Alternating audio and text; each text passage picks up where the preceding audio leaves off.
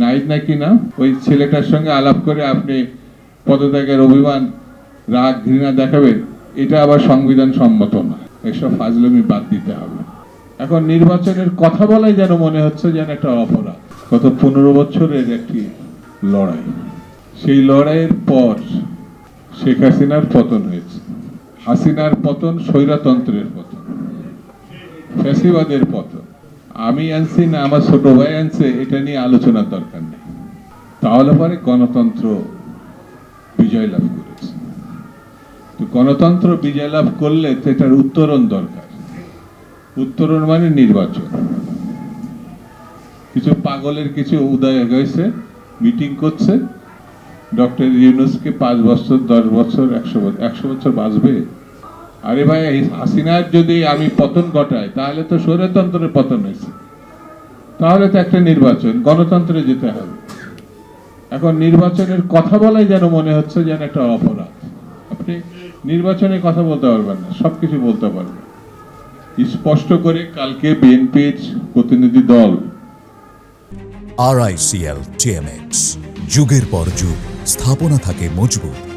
যমুনায় গিয়ে বলে এসেছে সরকারের স্বচ্ছতা এবং নিরপেক্ষ নির্ধারণের জন্য যারা নতুন পার্টি করেছে তাদের কোনো প্রতিনিধি এই সরকারে থাকতে পারবে না। 2 জন প্রতিনিধির কথা সরাসরি বলেছে। মিনিমাম তাহলে একটা স্বচ্ছতা আসবে। আর যদি এটা না করা যায় তাহলে এই সরকারের স্বচ্ছতা নিয়ে তো প্রশ্ন।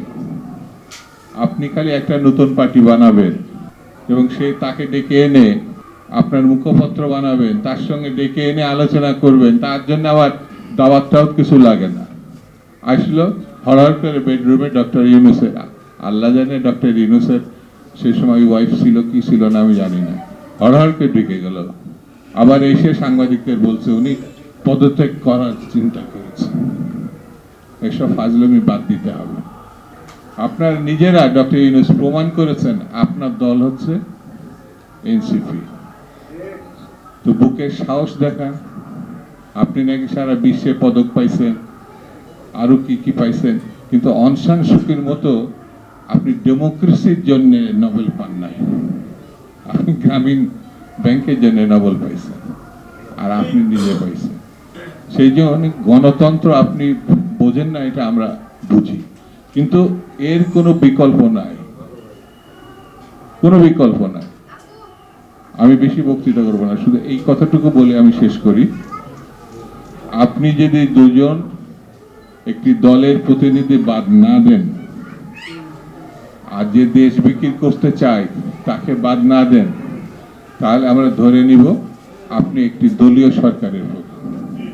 আপনার আন্ডারে ভালো নির্বাচন হবে, এটি আমরা বিশ্বাস করা খুব কঠিন। সেই জন্যে স্বচ্ছতার জন্যে, গ্রহণযোগ্যতার জন্যে নির্বাচন খুব জরুরি। এই নির্বাচনের কোনো বিকল্প নাই। এই নির্বাচন পারলে যত দ্রুত সম্ভব রোডম্যাপ ঘোষণা করে, সন্দেহ বিশ্বাস দূর করে, জাতীয় ঐক্য সৃষ্টি করে, আর না হলে পরে দেশ কোথায় গিয়ে দাঁড়াবে তার দায় আপনি এড়াতে পারবেন না। তাই পুরোটা আপনাকে কাজে নিতে হবে। সেই জন্যে আমরা আপনার পাশে আছি, সরকারের পাশে আছি। আমরা বলি নাই আপনি পদত্যাগ করেন।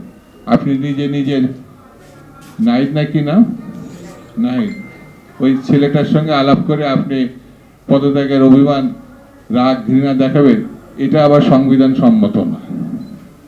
এইসব ছেলে মানুষই আপনি করেন না। 84 বছর বয়স, তো এই ছেলে মানুষই আপনার মানায় না। সেই জন্যে আপনি দৃঢ়তার সঙ্গে সামনে এগিয়ে যান, এটা আমরা প্রত্যাশা করি।